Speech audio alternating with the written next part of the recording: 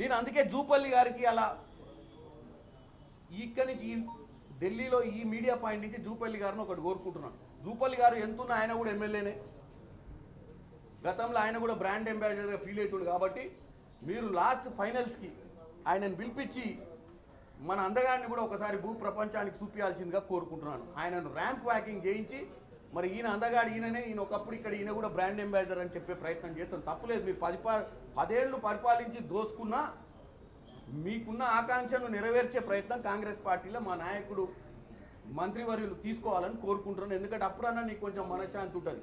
ఎందుకంటే అమ్మ నన్ను గుర్తుపట్టిర్రు, నేను అందగానే నన్ను కూడా చూపించిర్రు, ప్రపంచ అందగత్తలతోటి నన్ను కూడా నిలబెట్టిర్రు అని ఒక ఆనందాన్ని డెఫినెట్గా ఫుల్ఫిల్ చేయాల్సిన అవసరం ఉంది.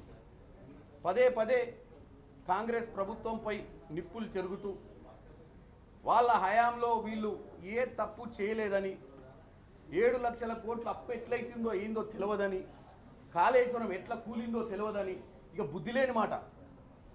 కొంచెమన్నా కామన్ సెన్స్ ఉండాలి ప్రజల ముందు మాట్లాడేటప్పుడు. ఎందుకంటే నీకంటే సరే జోషు పోయింది కాబట్టి నువ్వు ఏదైనా పిచ్చి మాటలు మాట్లాడవచ్చు.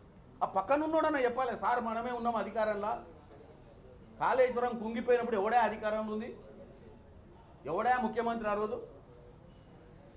బీఆర్ఎస్ పార్టీ ఆ రోజు అధికారంలో ఉంది.